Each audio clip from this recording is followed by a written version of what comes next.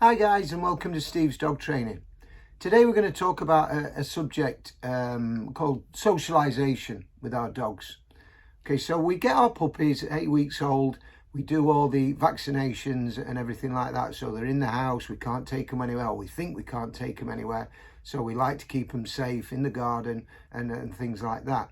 So what we can do is, when they're 8 weeks old and we get them home, is get them out, carry them. Take them everywhere with you. So if you're going to the pet shop, take the puppy with you. Let it have a look round the pet shop with you in its arms. Let people see it. Let people, say hello to the dog. So that the dog's getting used to different sights, different sounds at a very, very young age. Traffic-wise, let's get the puppy in our arms again and walk down the road so they're getting used to traffic. So they're seeing and hearing loud noises. Because what happens is, 8 weeks old, they can't go on a lead, they can't go down on the floor when we're out and about. They can go in the garden, but they're not allowed to do this, that and the other because we've got to wait for the jabs to be done, which is correct. So what we do then is, when they're out of the jabs, we put them straight on a lead and we get them on a road. They can be 12, 13, 16 weeks old by the time they've had the jabs, depending on when you got your puppy.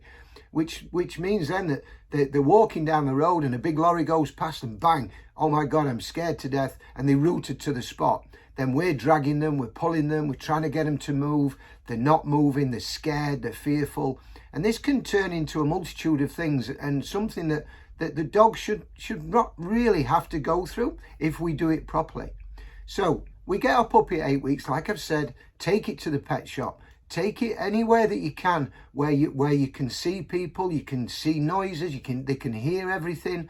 They can see people with prams. If you're doing a school run, take the puppy with you. Everybody will want to say hello to the pup, and it's under control because you've got hold of the puppy. So it's not a case of you letting the dog just do what it wants. You've got hold of it. You can control that situation. But the dog is getting used to different noises, different sounds, different sights, and it's helping with the socialization moving forward. Then we come to the time when we can start taking the puppy out. So everybody's got this notion, or a lot of owners got this notion, that when we take the puppy out, straight away we've got to let them play with all the dogs. We've got to let them go up to another dog, play with it, have fun, have a great time. The dog is having a great time, by the way, and we think that's brilliant. Now, for me, that is the wrong way to socialise a puppy, because what we're doing there is we're actually putting something in the dog's head, the puppy's head, to say, right, every time you see a dog, you're allowed to go and play with it. Okay, so then as a dog gets older and we're taking it out for a walk and we start taking it off the lead, once we've got some recall into the dog will see another dog, and because it's been allowed to play with every dog it sees, it's going to play with every dog it sees. So it's a little bit of common sense here, so that what we want to do is we want to make sure that it's in a controlled manner. So when we see another dog and we've got our dog on a lead, don't just let it off and go and run up to it and go and play with it, or if we haven't got the recall, you mustn't let it off the lead until we know that we can get this dog back. Because what can happen is, so we've got our puppy and somebody's walking their dog, and we go around the corner, we can't see the dog, their dog's on a lead, we let our dog off, and the puppy, because the recall's not there and it's been taught to play with every other dog, will just run up to this other dog that's on a lead. Now, most people have dogs on lead for a couple of reasons. One is there is no recall there, so they're scared to let the dog off in case it runs off. The second one is because the dog may be reactive because something's happened to it in the past. And there are a lot of dogs like that. And this is where I feel sorry for people and owners with dogs that are reactive, that have had some trauma when they've been on the lead, or they're a rescue, or just a dog that's had a bit of a problem with another dog bouncing on it, jumping on it, or attacking it, or something like that. So they keep it on a lead to keep it safe. So our dog then, our puppy that is been told that it can play with every other dog, will run up to this other dog and get itself into trouble. There's a lot of trauma for the other owner and the dog. And we can stop all this. We don't need to do that. Okay, so what I would suggest where we go from puppies with other dogs on lead is the fact that if there's a dog on lead, and if it's a lot bigger than your dog, so if you've got a Yorkshire Terrier and there's a Doberman Rottweiler, German Shepherd, Labrador, a lot bigger dog than yours, be careful. Don't let it just run up to you. Now, I'm not saying those dogs are aggressive or anything like that, but your dog's tiny compared to those. And what can happen is the other dog could be a little bit more boisterous than yours and put it to the floor, have a little go at it, be rough with it, which could scare your dog, which in turn could make your dog run off and you could lose it, or could put a seed in that your dog's head. Oh my God, I didn't like that. That dog's, being rough with me. I don't like it, which could turn your dog into a fearful dog. Okay? So what I would suggest, especially for younger dogs, is to gauge what the other dog is like first. Okay? Ask the other owner, is your dog okay with other dogs? Can my dog say hello in a controlled manner? Sit the dogs so then they can see each other. Teach your dog a firm and strong sit so the dog can sit, relax, you can say hello, but then when you want to go, you walk away and the dog comes with you because you've got it on a lead. All right, so what we're trying to do is we're trying to control everything that your puppy or dog does. Because if your puppy gets into this situation where it can say hello to every other dog, it can run to every other dog because we've said, well, we need to get it socialized. Socialized in a puppy is not about throwing it into all these situations with other dogs. It's the same really as if you've got a 3-year-old child, a 5-year-old child, you would not send your child into a park with 16, 17-year-old kids that might be swearing, drinking, smoking, doing whatever, yeah? You wouldn't do it. So why do we put our puppies in that position where they could get into trouble and they could get hurt? Because basically, if your dog runs up to another dog that's on a lead and that dog has a go at yours and injures it, it's not the owner's fault, it's your fault. It's our fault for not having control. Our dog is not under control where their dog is. And this goes for the same as older dogs as well. So the two things that I go out and see more than anything else with dog training is pulling on the lead and recall.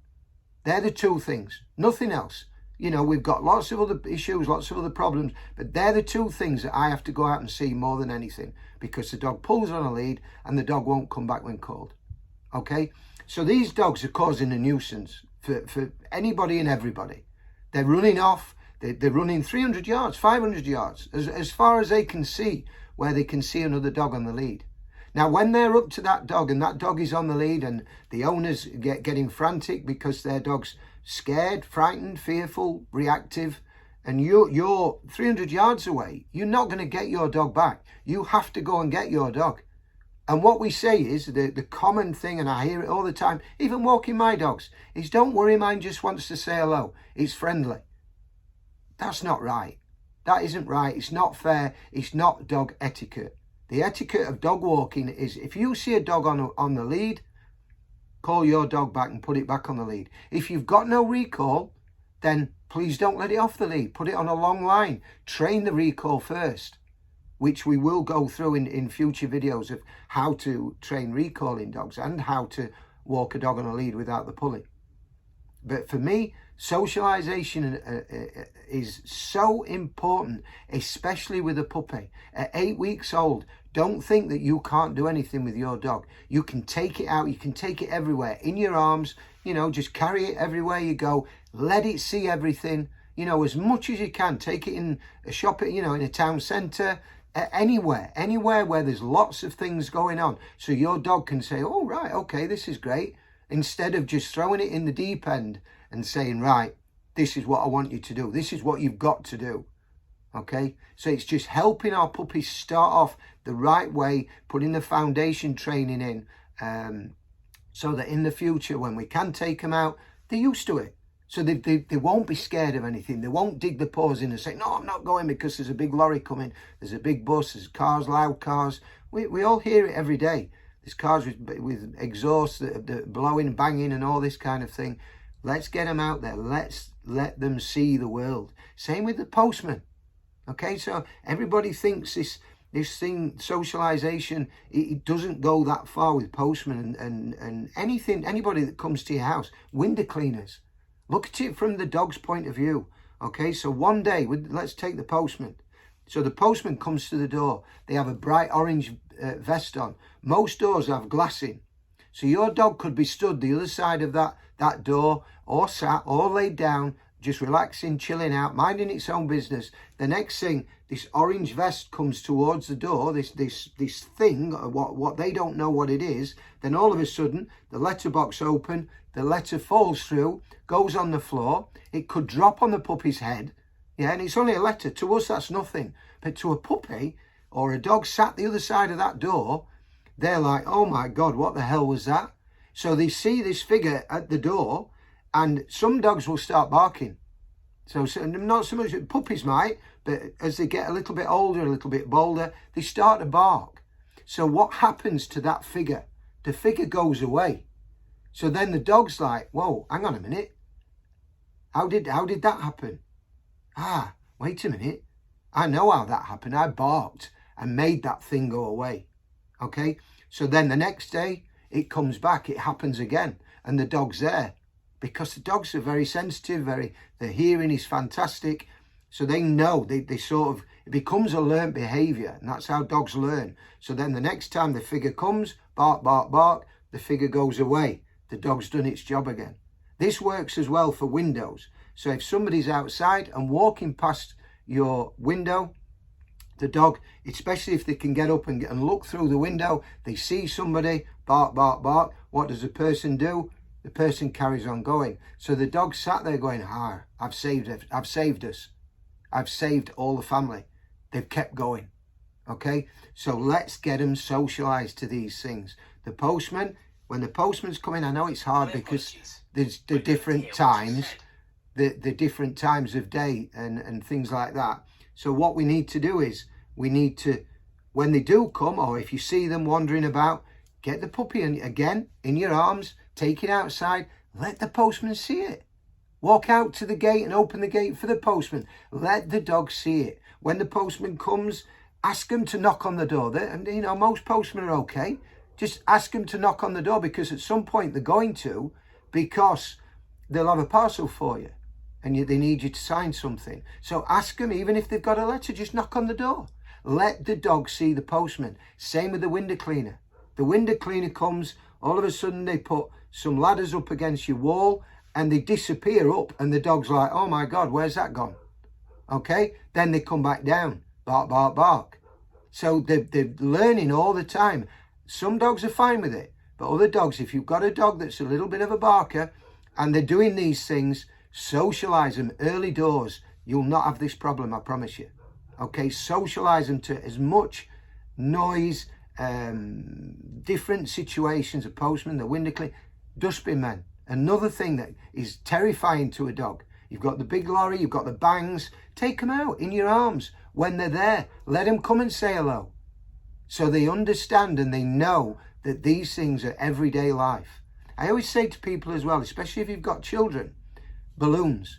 So at some point, I'm sure if you've got young children, you're going to have a party where there's going to be balloons.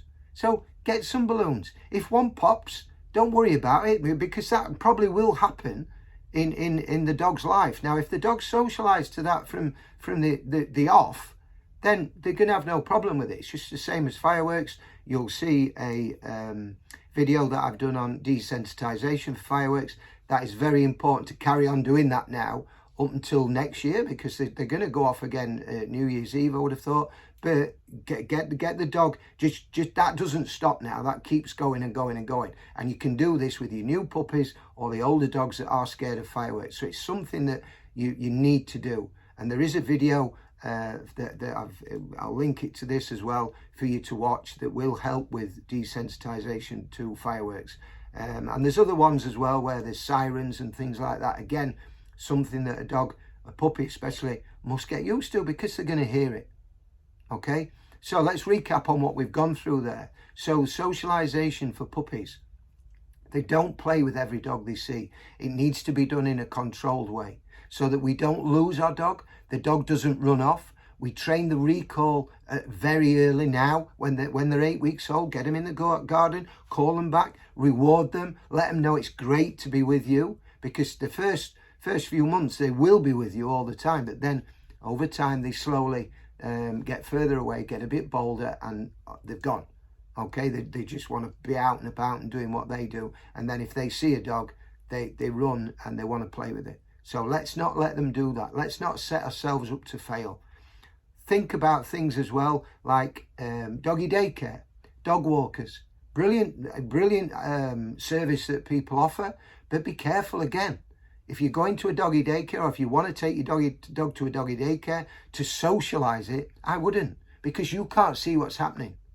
Okay, they can say what's happened, and you don't know whether your dog's getting bullied or he's the bully. And what happens is, in a doggy daycare that's got loads of dogs in one room, is just a nightmare, in my opinion.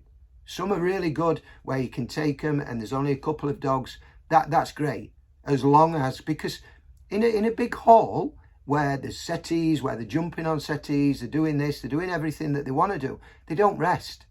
Yeah, they could take them out and put them in a cage or whatever and all this kind of thing, but they're not going to rest. So the adrenaline and the excitement and the endorphins in the brain, it's too much. It's too much stimulation for a small young dog or even an older dog.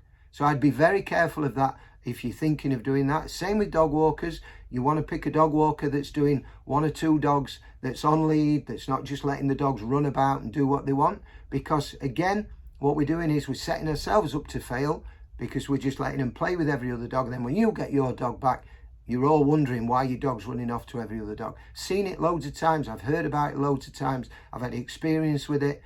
You know, it happens every day of my life. And a lot of these places are concerning for me anyway, because I just think the socialization part is too much for the dogs, and they are, you know, going crazy when they go out. They just can't control the frustration, which could turn into barking, and then we think it's aggression, but it's not. It's frustration because they want to go and play with the other dogs. So be very, very careful what we do with our dogs. With a puppy, we can set everything out in stone right from day one, and if we do it right, and if we really nail this socialization, you're going to end up with a well-behaved, well-mannered dog that you can take anywhere, be proud of, and it's just a happy relationship between you and your dog, instead of battling, fighting. Oh my God, the dog won't come back. Oh my God, the dog's been a nightmare. Oh my God, the dog's run off.